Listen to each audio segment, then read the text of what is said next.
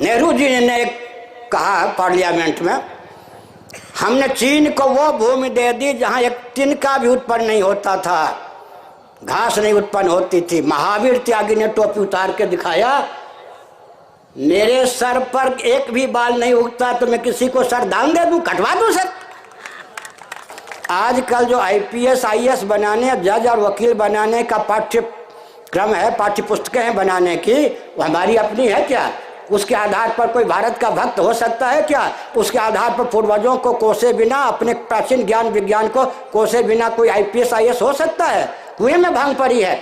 वो पाठ्य पुस्तक दी गई है जिससे हमारे अस्तित्व और आदर्श को हम सुरक्षित नहीं रख सकते। आपको मालूम हो या ना मालूम हो, भारत में पाठ्य पुस्तकें विदेशी तंत्र के द्वारा बनता है। भारत स्वतंत्र होने पर भी उनका यंत्र बनकर अंधानुकरण करके विकास के नाम पर गड्ढे में चला जा रहा है। मैं किसी दल का नहीं हूं, इसलिए मेरी वाणी पर लोभ, भय, कोरी, भावुकता और अविवेक का कोई प्रभाव नहीं हो सकता न है। अमुक पार्टी की असफलता यदि आपकी सफलता बनती है और आपकी असफलता यदि अमुक पार्टी की सफलता बनती है, आपकी व्यक्तिगत पहचान क्या है? आपकी पार्टी की पहचान क्या है? सामने वाले व्यक्ति की असफलता अगर मेरी सफलता बन जाती है, मेरी असफलता अगर सामने वाले की सफलता बनती है, हमारी कोई पहचान नहीं है। हमारी युद्ध की परंपरा देखिए, रावण भी युद्ध के मोर्चे पर तो रामभद्र भी युद्ध के मोर्चे पर।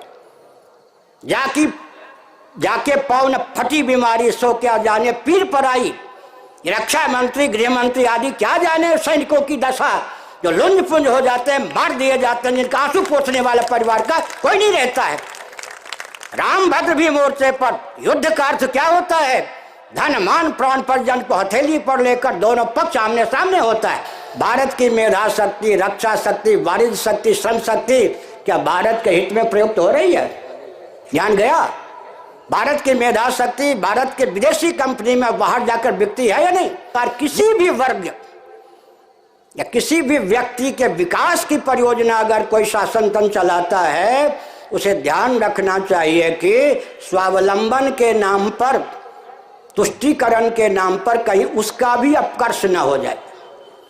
अगर विदेशी बीज प्रतिबंधित नहीं है, हमारी भूमि को जिस प्रकार के बीज को सहने की क्षमता है, उस क्षमता का अतिक्रमण करके विदेशी बीज दलाली में अगर भारत मंगाता है, किसानों के आंसू को नहीं पोंछ सकता। विदेशी खाद के द्वारा भूमि को कोड़े मारने के समान तात्कालिक उर्वरा शक्ति प्राप्त होती, बाद में भूमि बंजर हो जाती है। जिनको कहा जाता है कि आर्थिक दृष्टि से विपन्न बनाया गया, सारे कुटीर उद्योग, लघु उद्योग उन्हीं के द्वारा क्रियान्वित होते थे। समझ गए ना? हमने विश्व को संदेश दिया है, उस पर विश्व स्तर के वैज्ञानिक विचार कर रहे हैं। महायंत्रों का प्रचुर आविष्कार और प्रयोग भी होता रहेगा। कोई दिव्य वस्तु या व्यक्ति अपने अस्तित्व और आदर्श को सुरक्षित रखे संभव नहीं है। 1 करोड़ के की कठोरता होती है तब तो एक राजनेता सफल होता है। केंद्रीय प्रांतीय शासन तंत्र के पास उतनी नौकरियां नहीं जितने व्यक्ति आरक्षण में अधिकृत हैं। यहाँ हर व्यक्ति, बाबा हो या बाबू, एक्सेप्शन अपवाद की बात छोड़ दीजिए, हर व्यक्ति की संरचना बाजार का सौदा बनाने के लिए राष्ट्र कहाँ जाएगा? आर्थिक विपन्नता से ग्रस्त होगा या नहीं? काम ये जो सामियाना है, जिन जिन खंभों के बल पर यह टिका हुआ है, उनको हटा देंगे तो सामियाना क्या टिका रहेगा? नहीं ना। आपका घर है, अगर दीवार को हटा देंगे, खंभे को हटा देंगे, छत को साधने वाली सामग्री को हटा देंगे तो छत का क्या होगा? इसी प्रकार हम एक संकेत करते हैं, शास्त्र सम्मत यज्ञ के संपादक, पृथ्वी के धारक जितने तत्व हैं, और पृथ्वी पूरे 13 भवन जो शेष हैं उनका पोषण करती है। पृथ्वी, मर्त्यलोक, भूमंडल के मनुष्य ही शेष अन्य भुवनों का पोषण करते हैं। स्वतंत्रता के बाद द्रुत गति से उन सनातन प्रशस्त मान बिंदुओं का अपलाप क्यों, उनमें विकृति क्यों, उनका विलोप क्यों? केवल नाम गिनाता हूँ, व्याख्या नहीं करूँगा। गोभिर विप्रश्च वेदैश्च सतीभिः सत्यवादिभिः अलुब्धैर दानशीलैश्च सप्तभिः धार्यते महि। गोवंश, सदाचार, संयम संपन्न वेदज्ञ ब्राह्मण, वेद,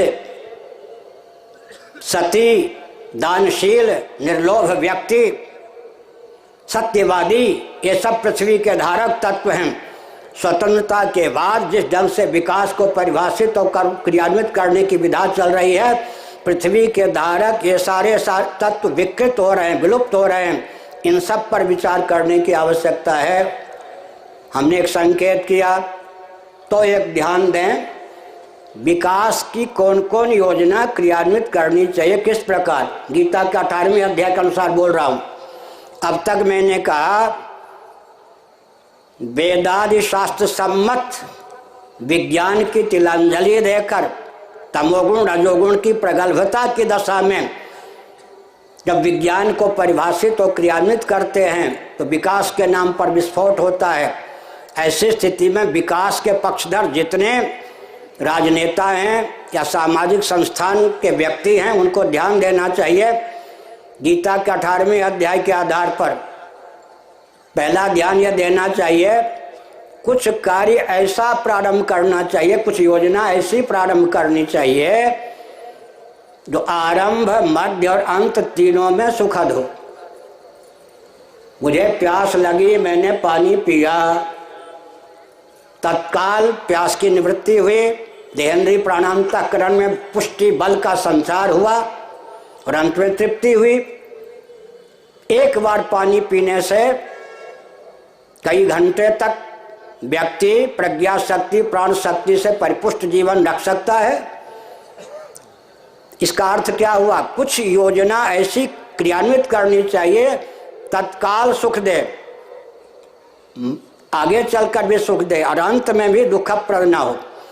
वह शासन तंत्र टिकाऊ होता है। नहीं तो विचित्र बात है, भारत में अमुक पार्टी की असफलता यदि आपकी सफलता बनती है और आपकी असफलता यदि अमुक पार्टी की सफलता बनती है, आपकी व्यक्तिगत पहचान क्या है? आपकी पार्टी की पहचान क्या है?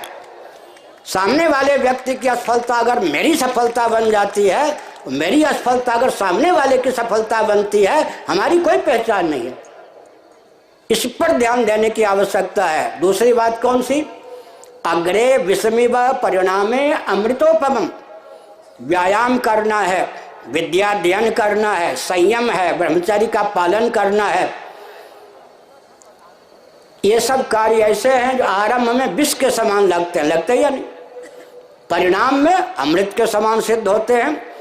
जनता के सामने स्पष्टीकरण कर देना चाहिए, कुछ कदम राष्ट्र के हित में, विश्व के हित में हमको ऐसा उठाना है, हम उठा रहे हैं दूरदर्शिता पूर्वक। इस समय भले ही कष्ट का अनुभव हो, लेकिन परिणाम में वह अभियान आपके लिए, सबके लिए, राष्ट्र के लिए, विश्व के लिए सुखप्रद होगा। मैंने संकेत किया।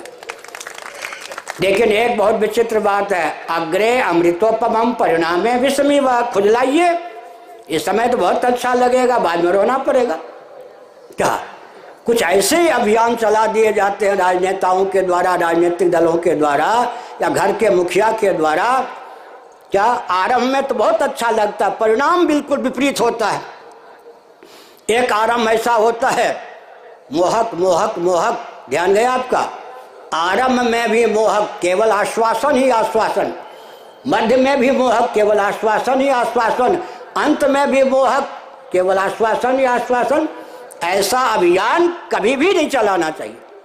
दूसरी बात है, छत्तीसगढ़ है ना ये, तो मैं आंध्र का नाम ले लूँ, उड़ीसा का नाम ले लूँ। 1 रुपये किलो चावल, 2 रुपये किलो चावल। चंद्रा बाबू, उनके ससुर जी, चंद्रा बाबू अब जीवित है, उनके ससुर जी जहाँ हो ध्यान दें, ये नवीन पटनायक जी ध्यान दें। 1 रुपये किलो चावल, 2 रुपये किलो चावल आप सुलभ कराइए। हम सबके हितैषी हैं, सबको स्वस्थ देखना चाहते हैं, स्वावलंबी सुबुद्ध देखना चाहते हैं। लेकिन श्रम की अपेक्षा समाज के उत्कर्ष के लिए है, उस पर क्या प्रभाव पड़ेगा इस सहयोग का? और जिनको आप 1 रुपये किलो चावल, 2 रुपये किलो चावल सुलभ कराते हैं, उस चावल के उपभोक्ता कहीं नशीली वस्तु के आदी तो नहीं बन जाएंगे? आलसी भी बन सकते हैं और मादक द्रव्यों के आदी भी बन सकते हैं। राष्ट्र के अपकर्ष में हेतु है। एक उदाहरण देता हूँ, छोटा बच्चा है, छोटा बच्चा है, अगर गोद में ही लिए रहेंगे तो लुंज पुंज रहेगा, लेकिन चलते चलते डगमगा के कहीं गिर पड़ा गड्ढे में तो घायल हो जाएगा। माता क्या करती है, बच्चे को चलाना सिखाती है, उंगली पकड़ के अब पीछे से सावधान रहती है, बच्चा को घायल भी नहीं होने देती और बच्चा को लुंज-पुंज होने से बचा लेती है।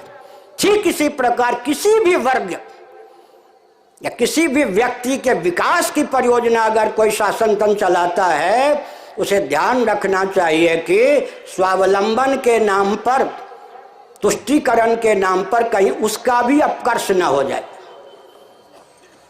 अभी बीपी सिंह के शासनकाल से लेकर, बीपी सिंह जी जहाँ कहीं हुए सुन लें, कहीं तो होंगे ये लोग, क्योंकि हम लोग तो देहात्मवादी नहीं हैं, जीव को नित्य मानते हैं, ऊपर नीचे मध्य कहीं तो होंगे ही। ऊर्ध्वम गच्छन्ति सत्वस्था मध्ये तिष्ठन्ति राजसाः जघन्य गुण वृत्तिस्था धो गच्छन्ति तामसाः। मैं फिर से बोल रहा हूँ, सावधान होकर, गुप्तचर विभाग सावधान और मंत्री लोग साक्षी, कोई मेरे वक्तव्य का दुरुपयोग न करे, और होता भी नहीं मेरे वक्तव्य का दुरुपयोग। मैं एक संकेत करता हूँ। क्या संकेत करता हूँ? मैं आरक्षण का पूर्ण पक्षधर हूँ, लेकिन एक सेमिनार या संगोष्ठी होनी चाहिए, आरक्षण का सर्वोत्कृष्ट स्वरूप क्या हो सकता है और आरक्षण का सबसे विप्लवपूर्ण घातक स्वरूप क्या हो सकता है, इस पर विचार किया जाए। मैं संकेत करता हूं, हर व्यक्ति की जीविका जहां जन्म से आरक्षित हो, वो आरक्षण की सर्वोत्कृष्ट विधा है। उसी का नाम सनातन वर्णाश्रम धर्म है, जिससे आजकल सबको परहेज है। समझ गए ना? हर व्यक्ति की जीविका जहां जन्म से आरक्षित हो, वह आरक्षण की सबसे उत्कृष्ट व्यवस्था है। ध्यान गया? बाल बनाने का काम क्या घर में सेफ्टी रेजर रखकर था? नापित सही बाल बनाते थे या नहीं? इसका मतलब जीविका, उद्योग की दृष्टि से भी देखें, जिनको कहा जाता है कि आर्थिक दृष्टि से विपन्न बनाया गया, सारे कुटीर उद्योग, लघु उद्योग उन्हीं के द्वारा क्रियान्वित होते थे। समझ गए ना? हमने क्या संकेत किया? हमने यह संकेत किया सज्जनों की आरक्षण की वह व्यवस्था सबसे उत्तम मानी जाती है America, Britain, Germany, Japan, France, जहां पर सब वर्ण संकर हो गए, कर्म संकर हो गए हजारों वर्ष पहले। उनकी लाचारी है कि विकल्प को तैयार करें। भारत, नेपाल, भूटान की यह लाचारी नहीं है। दिशाहीन सत्तालोलुप राजनीतिक दलों और राजनेताओं के द्वारा जब आरक्षण की विधा नई ढंग से ख्यापित की जाती है तो 5 दोष होते हैं। जिस दिन आरक्षण की विधा बीपी सिंह के शासनकाल में क्रियान्वित हुई, मैं मेरठ में था, मैंने जो वक्तव्य दिया मुख्य संपादकीय पृष्ठ पर, मुख्य संपादक ने उसकी प्रशंसा की। मैं केवल संकेत करता हूँ, व्याख्या का समय नहीं है। वर्तमान जो आरक्षण पद्धति है, जो आरक्षण में अधिकृत हैं, जो अनधिकृत हैं, दोनों के लिए, दोनों की प्रतिभा के लिए घातक, दोनों की प्रगति के लिए घातक, प्रायोगिक नहीं। केंद्रीय प्रांतीय शासन तंत्र के पास उतनी नौकरियां नहीं जितने व्यक्ति आरक्षण में अधिकृत हैं। प्रतिशोध की भावना, और अंत में ये चारों दोष 14 वर्ष भी किसी देश में रह जाते हैं तो परतंत्रता का मार्ग प्रशस्त होता है। अब तो 14 वर्ष से ज्यादा हो गए। इसलिए आरक्षण की ओर हमने संकेत किया। इसलिए सज्जनों, कोई भावुकता में प्रलोभन देकर चुनाव पर बाजी बांधने के लिए कदम न उठाया जाए जो राष्ट्र के उत्कर्ष पर अंत में प्रभाव डाले। और एक संकेत है, असतो मां सद्गमय तमसो मां ज्योतिर्गमय मृत्योर मामृतम गमय। कोई ऐसी भौतिकवादियों के पास विधा है जो कुछ अनित्य है उसके चपेट से जीवन को मुक्त करने की, अनित्य का आलम्बन लेकर नित्य मृत्युंजय अमृत स्वरूप परमात्मा को प्राप्त करा दे, परमात्मा रूप नित्य स्वरूप होकर शेष रखे। कोई ऐसी विधा भौतिकवादियों का है? समस्त जो अचित पदार्थ हैं, जड़ पदार्थ हैं, उनकी दास्ता से मुक्त करके, जड़ता के चपेट से मुक्त करके चिन्मात्र होकर शेष रखे। और अंत में कोई ऐसी विधा भौतिकवादियों के पास है, दैहिक दैविक भौतिक त्रिविध तापों के चपेट से विनिर्मुक्त कर आनंद मात्र होकर जीव को शेष रखे। जीव की चाह का विषय वही है जो उसका तात्विक स्वरूप है। मृत्यु, जड़ता, दुख के चपेट से आत्यंतिक वियोग, इनका आत्यंतिक उच्छेद कराने वाला विश्व में कोई और वाद नहीं है। नान्य पंथा विद्यते नायब। नक्सलवाद की बात है, बहुत बड़ी चुनौती है। छत्तीसगढ़ आदि के लिए, उड़ीसा के लिए भी, विशेषकर छत्तीसगढ़ के लिए इस पर विचार होना चाहिए। पाश्चात्य जगत का कितना प्रतिशत इसमें हाथ है, समीक्षण तो करने की आवश्यकता है ना। पड़ोसी प्रांतों का कितना हाथ है, राजनीतिक दलों का गुप्त या प्रकट कितना हाथ है, और सचमुच में नक्सलवाद की धारा में जो बहते हैं उनकी समस्या का कितना हाथ है। इस प्रकार का वर्गीकरण करके सज्जनों, नक्सलवाद को सद्भावपूर्ण सामंजस्य के माध्यम से दूर करने का प्रकल्प चलाना चाहिए। देखिए, बुरा न मानो, होली है, दुर्योधन भी युद्ध के मोर्चे पर था या नहीं? एयर कंडीशन कमरे में बैठा हुआ था क्या? हमारी युद्ध की परंपरा देखिए, रावण भी युद्ध के मोर्चे पर, तो रामभद्र भी युद्ध के मोर्चे पर। जाके पाँव न फटी बीमारी सो क्या जाने पीर पर आई। रक्षा मंत्री, गृह मंत्री आदि क्या जाने सैनिकों की दशा, जो लुंज पुंज हो जाते हैं, मार दिए जाते हैं, जिनका आंसू पोंछने वाला परिवार का कोई नहीं रहता है। रामभद्र भी मोर्चे पर। युद्ध का अर्थ क्या होता है?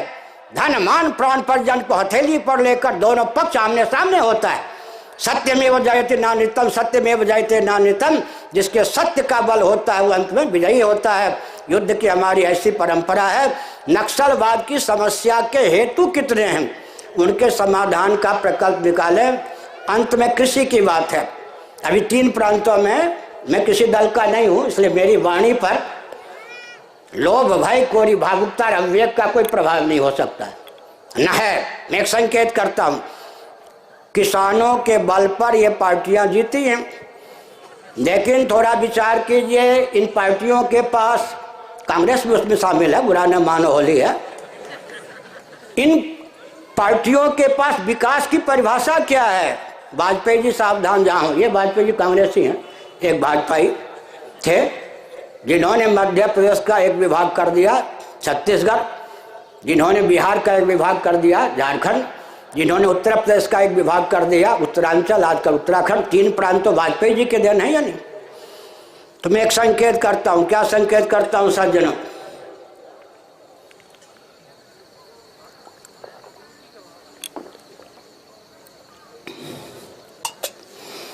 किसानों की समस्या पढ़ लीजिए।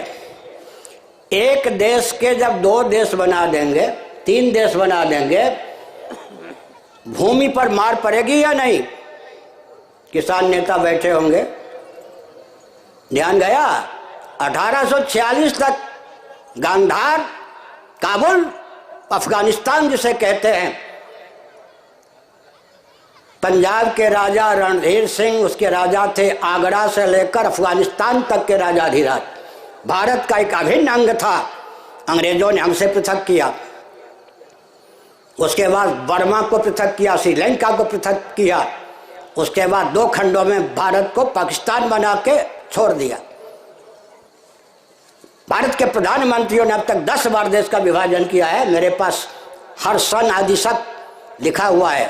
भारत के प्रधानमंत्रियों ने अब तक देश का 10 बार विभाजन किया है। विभाजन की रूपरेखा प्रतिक्षण क्रियान्वित है, अर्थात भारत विभक्त विभक्त विभक्त। अब एक देश के 3 देश बना दो, मार किस पर पड़ेगी? खेती पर, भूमि पर। एक प्रांत के विकास के नाम पर 3 प्रांत बना दो, मार किस पर पड़ेगी? भूमि पर। एक जिला के 3 जिला बना दो, मार किस पर पड़ेगी? भूमि पर। तो मैंने संकेत किया, केवल अगर विदेशी बीज प्रतिबंधित नहीं है, हमारी भूमि को जिस प्रकार के बीज को सहने की क्षमता है, उस क्षमता का अतिक्रमण करके विदेशी बीज दलाली में अगर भारत मंगाता है, किसानों के आंसू को नहीं पोंछ सकता। अगर विदेशी खाद आपको पसंद है तो देश की जमीन को किसी घोड़े को चाबुक मार करके तात्कालिक उत्तेजित किया जा सकता है, उसको तीव्र गति संपन्न नहीं बनाया जा सकता। विदेशी खाद के द्वारा भूमि को कोड़े मारने के समान तात्कालिक उर्वरा शक्ति प्राप्त होती, बाद में भूमि बंजर हो जाती है। कलेक्टर के ऑफिस, बाबाओं के ऑफिस, एक एक बाबा के 100 एकड़ जमीन में आश्रम करते जाओ, आप मार पड़ेगी भूमि पर या नहीं? तहसीलदार के लिए ऑफिस चाहिए, थानेदार के लिए ऑफिस चाहिए, सारी जमीन तुम घेर लोगे, आखिर भूमि किस पर मार पड़ेगी? किसानों पर मार पड़ेगी या नहीं? एक और बात है, आप हंसेंगे, हम कांग्रेसी भाजपा नहीं तो आप अच्छी तरह जानते, पता भी लगा लिया होगा। 2-3 मिनट और। वाजपेयी जी ने पार्लियामेंट में कहा, एक वाजपेयी जी एक यहाँ है, वो छोड़ दें। नेहरू जी ने एक कहा पार्लियामेंट में, हमने चीन को वो भूमि दे दी जहां एक तिनका भी उत्पन्न नहीं होता था, घास नहीं उत्पन्न होती थी। महावीर त्यागी ने टोपी उतार के दिखाया, मेरे सर पर एक भी बाल नहीं उगता तो मैं किसी को सर दान दे दूं, कटवा दूं सर। भूमि का नाम क्या है? वसुधा। अंग्रेजी में भी भूमि को अर्थ कहते हैं। अर्थ है या नहीं? कहीं मान लो, आज ही मैं विचार कर रहा था, कहीं धान की खेती नहीं होती तो गन्ने की खेती होती है, मान लो वहाँ गन्ने की धान खेती नहीं होती तो कॉफ़ी की, चाय की खेती होती है, हल्दी की खेती होती है, अदरक की होती है। मुल्तान देख लो, अरब राष्ट्र देख लो, वहाँ खनिज पदार्थों के भंडार हैं। तो अब तक हमने संकेत किया, जितनी भी विकास की परिभाषा आधुनिक विधा से की गई है वो क्रियान्वित की जा रही है, सब के सब अभिशाप निकल रहे हैं। इसलिए 2 बिंदु, केवल 2 सूत्र का नाम लेकर मैं प्रवचन को विराम देता हूँ। आपकी प्रतीक्षा में मैंने पहले प्रवचन प्रारंभ किया। मैं एक संकेत करता हूँ, 2 सूत्र। मनुस्मृतिकार मनु भगवान ने कहा, क्या कहा? महायंत्र प्रवर्तनम। आर्थिक विषमता और विपन्नता से भारत को, विश्व को ग्रस्त करना हो तो, युद्ध के बादल को हर समय बनाए रखना हो तो, वन, पर्वत, खनिज पदार्थ, ये सब वर्षा के स्रोतों को विलुप्त करना हो तो, महामारी को फैलाने की आवश्यकता हो तो, संयुक्त परिवार को तोड़ने की आवश्यकता हो तो, कुल धर्म, कुलाचार, कुल देवी, कुल देवता, कुल गुरु, कुल पुरुष, कुल वधु को विलुप्त करने की आवश्यकता भावना हो तो महायंत्रों का प्रचुर आविष्कार और प्रयोग करो। हमने विश्व को संदेश दिया है, उस पर विश्व स्तर के वैज्ञानिक विचार कर रहे हैं। महायंत्रों का प्रचुर आविष्कार और प्रयोग भी होता रहेगा।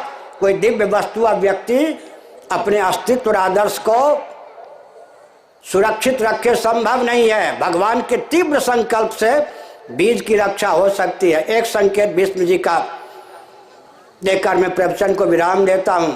भीष्म जी ने कहा, राज्यम पर्ण्यम न कारयेत। ध्यान गया? राज्य को, राष्ट्र को, देखिए वेद में राज्य शब्द का प्रयोग लोक परलोक तक के लिए हुआ, केवल प्रांत का नाम, स्टेट का नाम ही राज्य नहीं है। राज्यम पर्ण्यम न कारयेत उपलक्षण है।